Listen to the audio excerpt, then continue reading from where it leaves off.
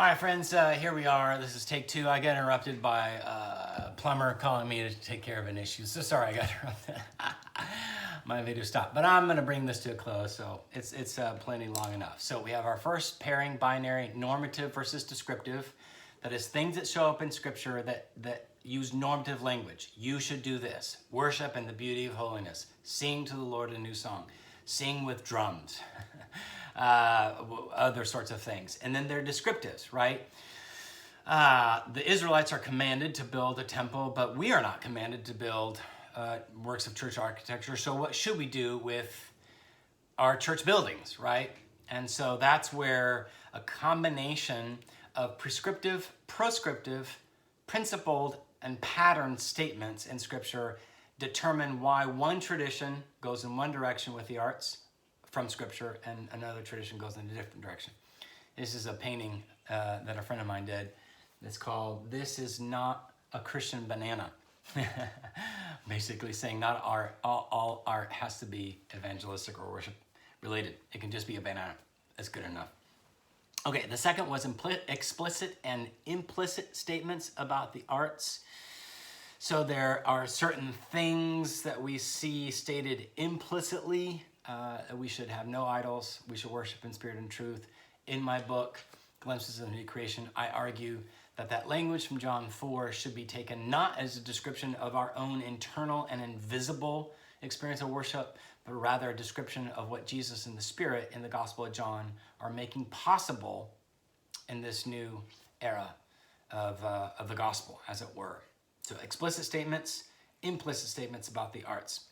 And the point here is not that explicit is more important than implicit. It's the point is that we need to understand how they might be related to each other. So for example, many have included from, say, a reading of John 4:23 to 24, and other language about what, the language of spiritual is throughout Paul's epistles, that the real priority, the emphasis in the Christian life is on our invisible, immaterial, internal lives. And this stuff of the senses is secondary importance.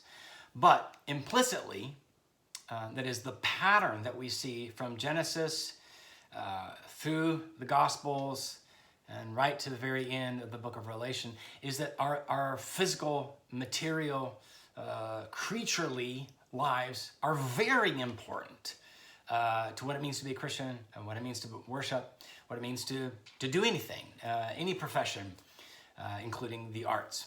So explicit, implicit. Third, pairing or binary, or not binary as in they're opposed to each other, but pairing, is primary and secondary. That is, what are the primary purposes, primary concerns? What's like the Bible really about? What's the point of the Bible? Why did God give us the Bible?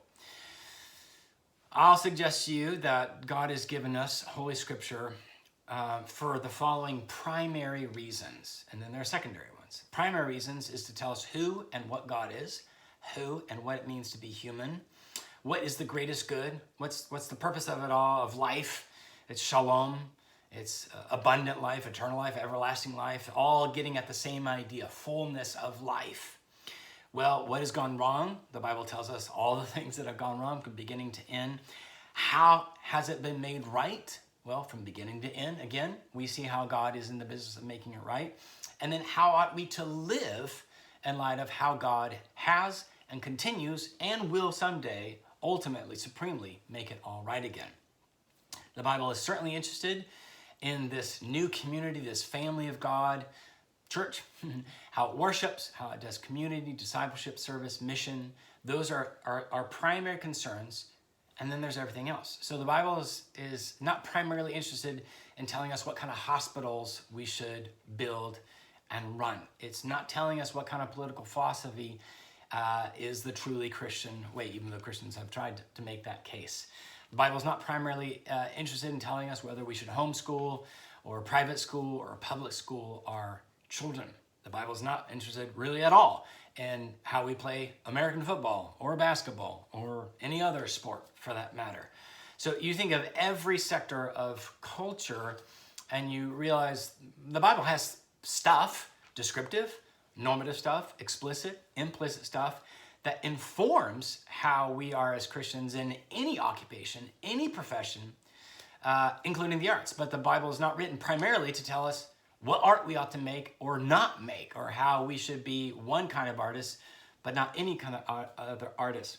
And that's where I have a quote from Calvin Searveld here that I'm going to read, because I have it in your notes, but I think it's incredibly helpful to help us to see what the New Testament is for, why we have been given this collection of books called the New Testament.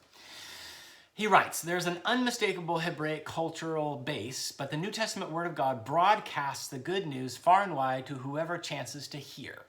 It does not assume a solidified cultural community so much as call a new one into being. Because art and cultural problems arise and flourish only where a rather established communal relationship is, historically, a going concern in a society. The New Testament hardly relates itself explicitly to cultural artistic matters. That is why the biblical charter for artistic activity will most naturally be anchored in the earlier testamented scriptures, Old Testament, like Psalm 104. Still, we must listen intently to the New Testament for the culturing overtones and spelled out direction furnished by this authentic newspaper God published once upon a time, because the New Testament does not narrow down, but explicates and sharpens up for us who live in these last days the fundamental command of praise spoken by the Lord long before he emptied himself into history as a Jew. Here's the key statement. The New Testament only intensifies the everlasting promises attending our assigned creaturely tasks spoken of in Genesis, Exodus, Job, the Psalms, Isaiah. The point being, the New Testament doesn't tell us how to be an artist. The New Testament opens up a vision, a way of being a human being, in this case, an artistic human being in the world. And that vision is rather comprehensive. So to use perhaps another example, many Christians have argued, hey, look, New Testament church doesn't build church buildings, not interested in church architecture. Therefore, right, the normative.